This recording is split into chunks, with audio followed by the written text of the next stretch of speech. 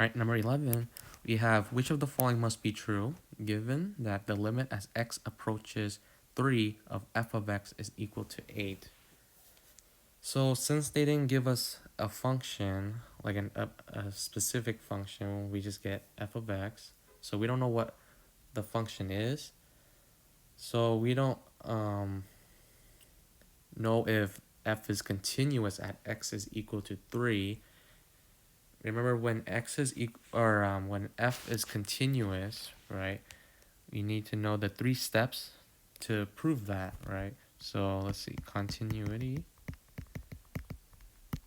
Remember the 3 steps? First one is let's say a is defined, right? And then the limit also exists. So as x approaches a, right, of f of x exists, right? And then the third step is proving that f of a is equal to the limit as x approaches a of f of x. So that's, that's the 3 steps to proving if the function is continuous. Let's see. Since we have the limit as x approaches 3 of f of x is equal to 8, we don't know what the function is. We're just given f of x. So it'll be hard to prove that it's continuous, because there might be, someone can argue that there could be a jump discontinuity, or maybe a vertical asymptote there, right? Or it could be undefined at that point. So we can't really say it's continuous. So we're gonna have to rule number 1 out. Number 2 would be f is differentiable at x is equal to 3. Again, we don't know what that function is, so it'll be hard to prove. And also, there could be a cusp, right, or a sharp corner. That's when it can't be differentiable. So we have to rule number 2 out. And then f of 3 is equal to 8. We don't know. It might be, or it might be undefined at that point. So we have to rule number 3 out as well. So our only choice is none of them. All right, number 13, we have let f be the function defined by f of x, where b is a constant, and if f is continuous, or if it's a continuous function, then what is the value of b? So the key word is continuous, so we're given that. So what we know about a continuous function is that the limit must exist, right? So the limit as maybe x approaches a certain value from the left and the right side as well, they both have to equal the same value or approach the same value. So let me write this out. So let's say the limit as x approaches 3, because we're given 3 right here. So I want to go with the right side first, since we don't have to solve for b on the right side.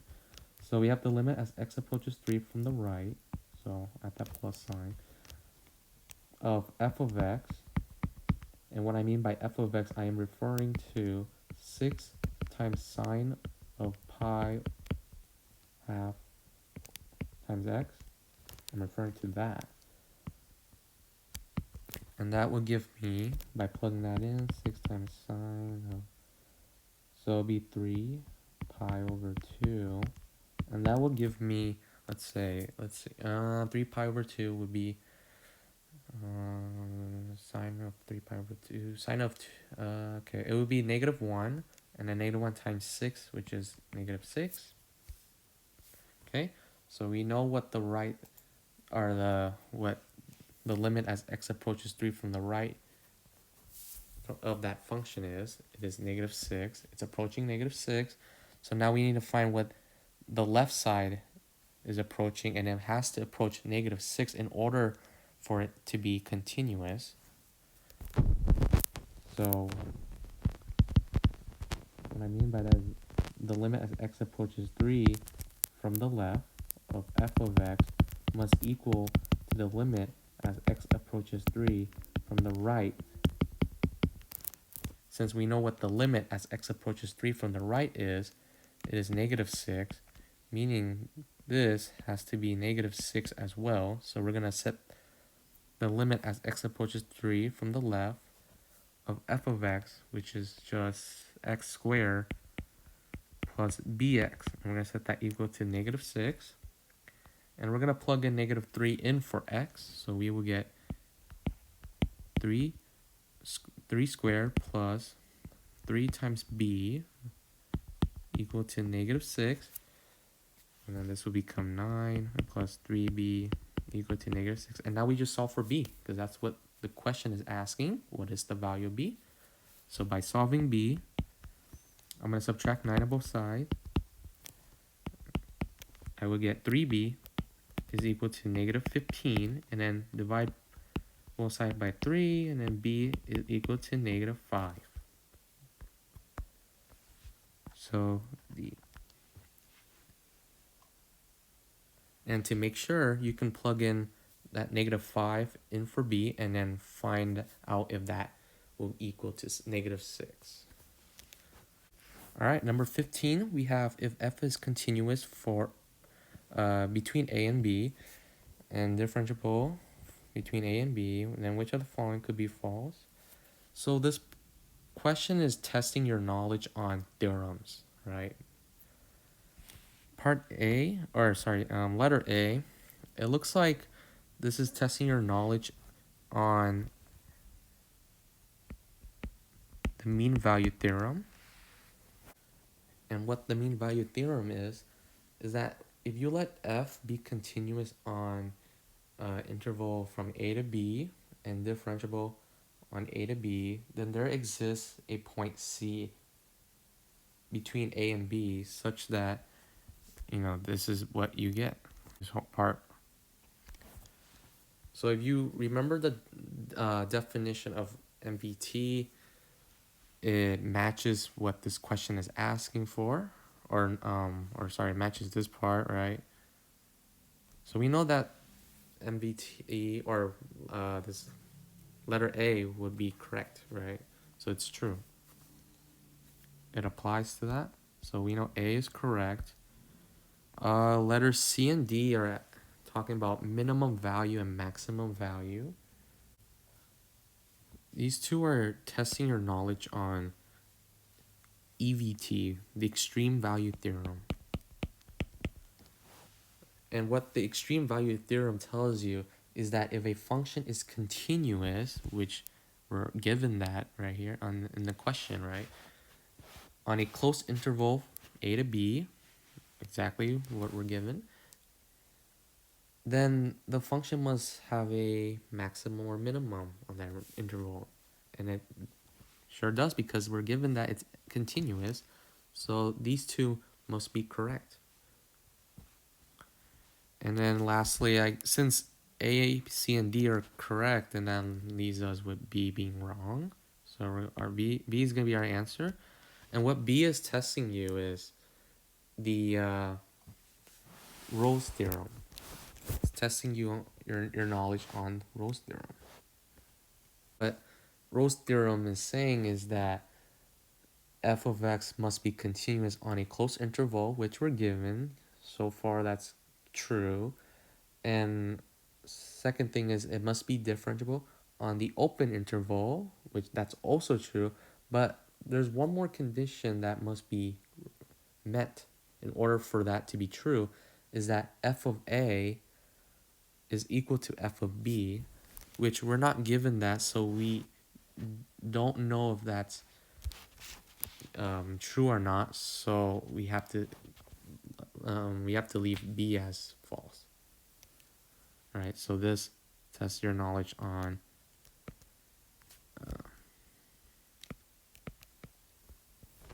Rolle's theorem.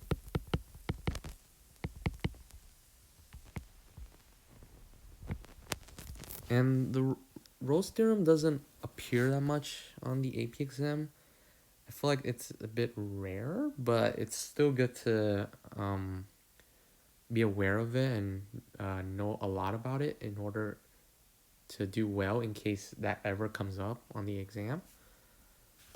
But MVT will definitely show up, and EVT I think so as well. So, yeah.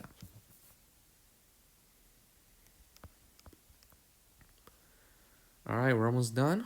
We have number 17. F of x is equal to 5x squared minus 3x. And we need to find pretty much the derivative of that function. So this is, remember, this is the definition of a derivative. Right, so again, you can use this method, right? You can use this whole thing to solve for the derivative, but again, for the sake of time and especially on the AP exam, doing that would take a bit of time. So the fastest thing is to find it, or to use your the basic rule of a derivative, right? So we have f of x is equal to 5x squared minus 3x, and we just basically take the derivative of that function. We're going to bring the 2 down, so it'll be 2 times 5, which is 10, times x, and then to the power of 1, because 2 minus 1, right? And then subtract that by, and then the derivative of 3x is 3, and that would be our answer. It's way faster and efficient. So B. All right, last problem. We have the limit as x approaches 4 from the right of 3x squared plus 13x plus 4 all over x squared minus 16. So the first thing we would do is plug it in. Let's see what we get. We have the limit as x approaches 4 from the right, 3x squared plus 13x plus 4 all over x squared minus 16. And when we plug that in, we would get, let's say, 3 times 4 squared plus 13 times 4 plus 4 all over 4 squared minus 16. So the numerator will be some value all over 4x, 4 squared, which is 16, minus 16 is 0. And that is an issue we have here. So next thing we would do is maybe factoring. So we get the limit as x approaches 4 from the right, and we need to factor the numerator. So by factoring it, let's use the x method, right? 4 times 3, which is 12, and then over 13. So let's say what multiplies by what? Let's see, 12 and 1, right? 12 times 1 is 12, and then you add that, gives you 13. And so we can write that as 3x squared plus x plus 12x plus 4. Okay, so we can group these, and we can factor out x. So we have 3x plus 1, and we know on this side it's going to be 3x plus 1 as well. And we can bring out the 4. Right, and so our answer would be x plus 4, and then 3x plus 1, right? Yep. So that's going to be our numerator. X plus 4, and then 3x plus 1. And then factoring the denominator, that would be x plus 4, and then x minus 4, right? And then from there, we can cross out the x plus 4.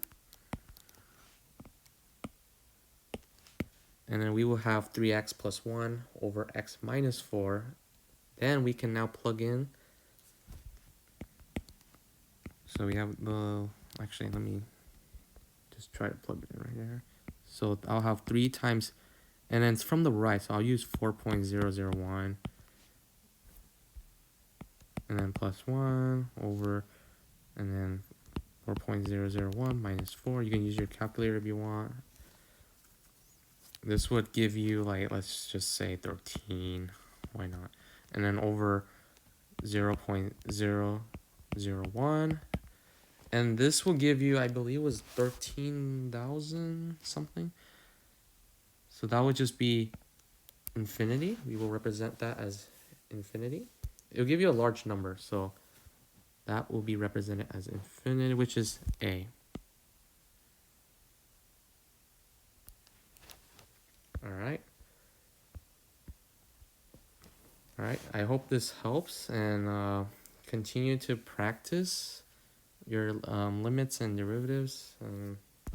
I hope this was useful and helpful. And thank you, and I'll see you guys next time.